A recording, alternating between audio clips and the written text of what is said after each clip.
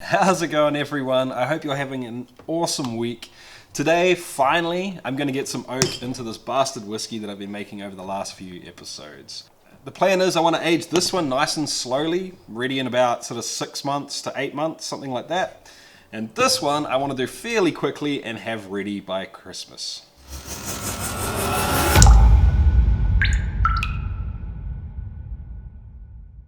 Welcome Distiller, everyone. This is the channel all about chasing the craft of home distillation and making it a legitimate hobby. So if that's something you're into, if you dig distilling or just really like craft spirits, have a look around the channel. This might be just the thing for you, and if it is, hit the subscribe button down below.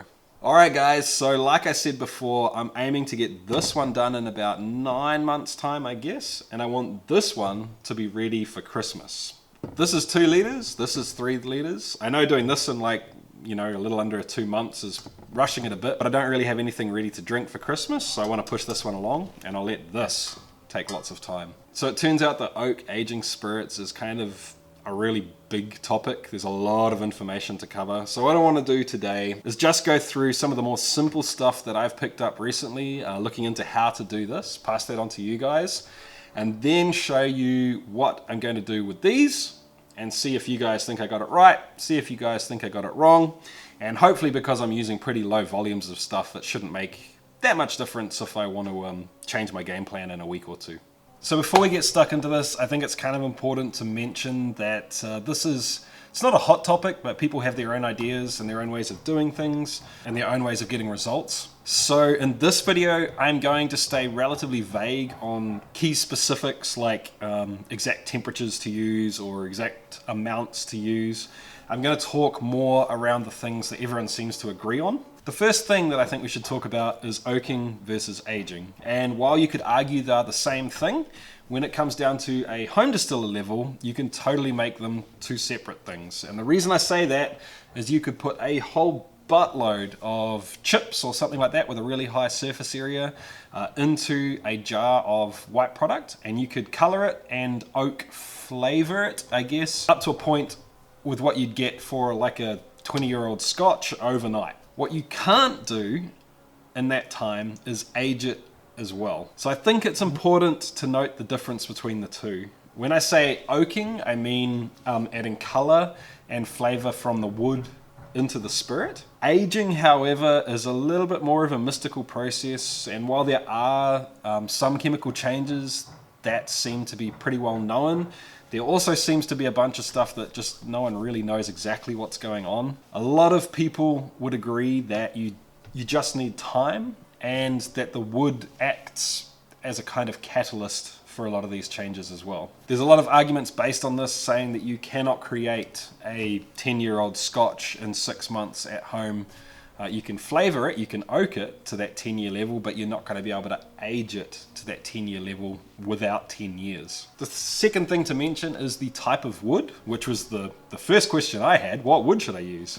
The standard response to this is American white oak, with French oak being a pretty standard second. Pretty much any spirit, or actually any other beverage that's been traditionally aged in barrels, have pretty much always used American white oak or French oak to do so. So they're a pretty safe bet in terms of matching flavor profiles that you get from commercial beverages. In saying that, there are a whole lot of people experimenting with different types of wood. Some are reporting awesome results, and some say it's a waste of time.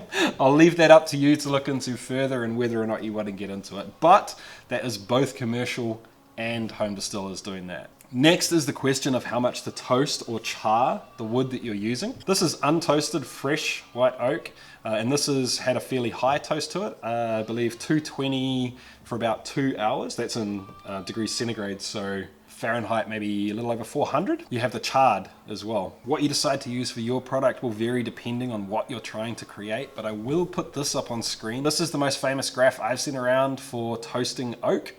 And basically what it's saying is you have a look at the temperatures along the bottom and then the flavor representations you get from those temperatures. You'll see at the lower temperatures is all about that natural sort of oak flavor, which makes sense. That slowly transitions to a sweetness, which transitions to a vanilla flavor, a toasty flavor, an almond flavor, and then it starts getting into the acrid sort of things at the top end. So you could either pick some flavors out from that you like, or mimic what the commercial guys are doing for the products that you're trying to create. You can, of course, char oak like this as well. That's more likely to add what some people call like the barrel smoke flavor, the ashy, charry, a little bit smoky flavors that are probably more common in bourbon than in Scotch whiskies. It's just another thing to experiment with. So the next thing to consider is whether or not to use completely new wood or wood that has been used in something else first. And that may sound like a weird thing to bring up, but remember, all Scotch has to be aged in a used barrel, most of which come from American bourbon at the moment. So obviously, if you want to mimic something like a Scotch, you probably want to use wood that you've used in something else already. Used wood is going to give up flavors and color less quickly than new wood would. And of course, it can transfer the flavor of the product that it was initially used to age into the product that you're using it in second.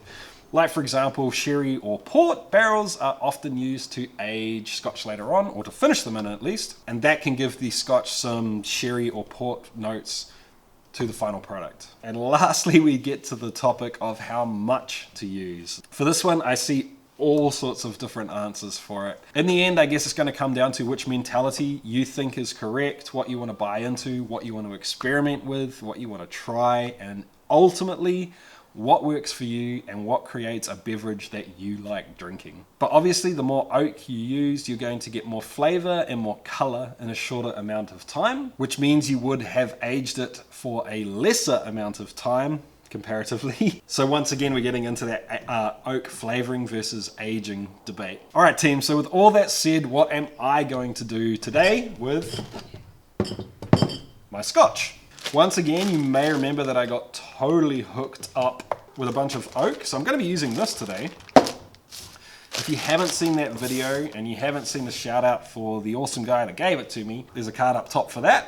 These sticks have already been used to age a UJSM, so basically a sugarhead bourbon, and that seems really, really fitting to be the base of what I want to use in these. Next, I'm adding a little bit of medium toasted French oak and a very small amount of charred oak. Now you may notice that all of the pieces in this hand are slightly smaller than the pieces in this hand, and I'm actually going to use the slightly larger ones in the 2-litre products that I want done quickly, and the smaller ones in the 3-litre products that I want done in 9 months or so.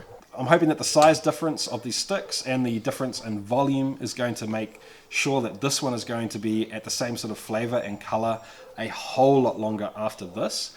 And I do also want to note that while this is all I'm putting in there now, this is going to be the base aging and oaking, and I may well do something like put a little bit of sherry oak in these at the ends to sort of finish them off.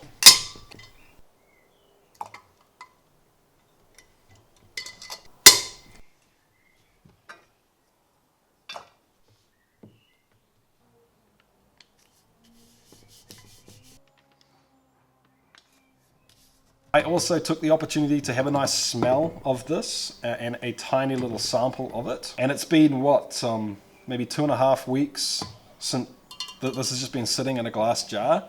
And I have to say that even in that time, it's cleaned up a little bit already. And I wonder if I should have made wider cuts, because that jaggy sort of low end, the iodine and salt sort of flavors are disappearing real quick. Personally, I actually kind of like a little bit of that grunge in my Scotch, but I guess we'll just have to wait and see. If it turns into like a super pretty Speyside type thing, that's cool with me as well. Alright guys, in any case, thanks a bunch for hanging out with me. Thanks for watching. If you have any tips for me or anyone else, stick it in the comments down below and check the other comments out too. I learned so much down there, it's awesome. Thanks for watching the video, guys. If you liked it, give me a thumbs up. If you really liked it and you're not subscribed yet, have a think about subscribing, and I'll catch you guys next time. See ya.